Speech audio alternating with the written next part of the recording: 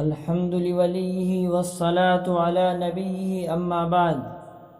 محترم سامعین کرام، آج میں آپ حضرات کے سامنے معجزہ اور کرامت کے متعلق چند منٹ گفتگو کروں گا۔ امید ہے کہ آپ حضرات میری حوصلہ افزائی فرمائیں گے۔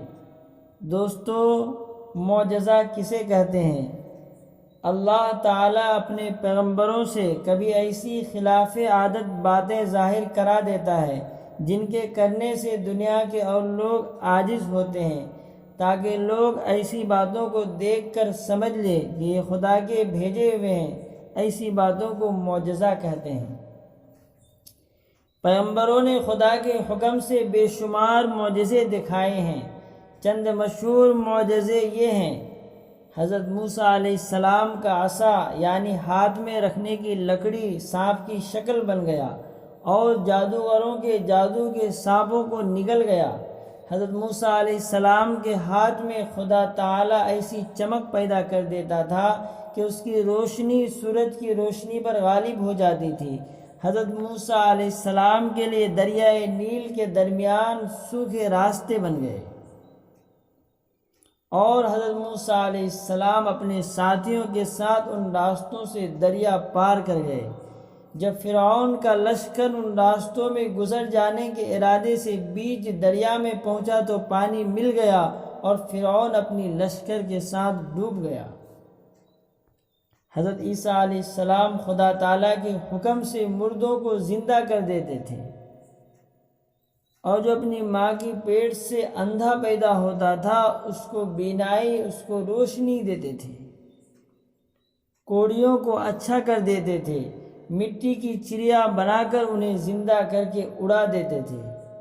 ہمارے حضرت صلی اللہ علیہ وسلم کا بڑا معجزہ قرآن مجید ہے کہ تقریباً 1400 برس کا زمانہ گزر گیا، لیکن آج تک عربی زبان کے بڑے بڑے عالم فاضل باوجود اپنی کوشش ختم کر ڈالنے کی بھی قرآن مجید کی چھوٹی سے چھوٹی سورت کے مثل بھی نہ بنا سکے اور نہ قیامت تک بنا سکیں گے۔ دوسرا معجزہ حضرت صلی اللہ علیہ وسلم کا معراج ہے۔ تیسرا معجزہ شق القمر ہے۔ چوتھا معجزہ حضور صلی اللہ علیہ وسلم کا یہ ہے کہ آپ نے خدا تعالیٰ کے بتانے سے بہت سی آنے والی باتوں کو ان کے ہونے سے پہلے خبر دی اور وہ اسی طرح واقع ہوئی۔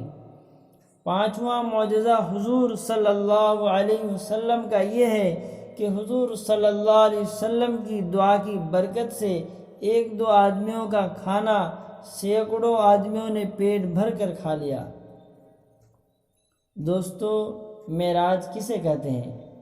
اللہ تعالیٰ کے حکم سے حضور صلی اللہ علیہ وسلم رات کو جاگتے میں براق پر سوار ہو کر مکہ معظمہ سے بیت المقدس تک اور وہاں سے ساتوں آسمانوں پر اور پھر جہاں تک خدا تعالیٰ کو منظور تھا وہاں تک تشریف لے گئے۔ اسی رات میں جنت اور دوزخ کی سیر کی اور پھر اپنے مقام پر واپس آ گئے۔ اسی کو معراج کہتے ہیں۔ شق القمر سے مراد یہ ہے کہ ایک رات کفار مکہ نے حضور صلی اللہ علیہ وسلم سے کہا کہ ہمیں کوئی معجزہ دکھائیے، تو حضور صلی اللہ علیہ وسلم نے چاند کے 2 ٹکڑے کر دیے اور سب حاضرین نے دونوں ٹکڑے دیکھ لیے۔ پھر وہ دونوں ٹکڑے آپس میں مل گئے اور چاند جیسا تھا ویسا ہی ہو گیا۔ دوستو، کرامت کسے کہتے ہیں؟ اللہ تعالیٰ اپنے نیک بندوں کی عزت بڑھانے کے لیے کبھی کبھی ان کے ذریعہ سے ایسی باتیں ظاہر کر دیتا ہے جو عادت کے خلاف اور مشکل ہوتی ہے کہ دوسرے لوگ نہیں کر سکتے۔ ان باتوں کو کرامات کہتے ہیں۔ نیک بندوں اور اولیاء اللہ سے کرامتوں کا ظاہر ہونا حق ہے۔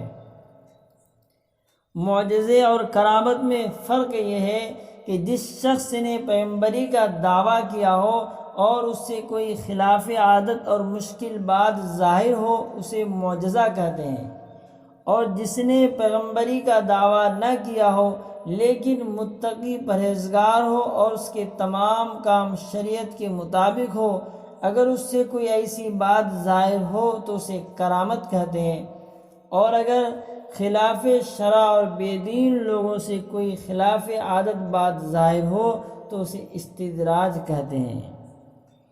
اولیاء اللہ سے کرامتیں ظاہر ہونی ضروری نہیں۔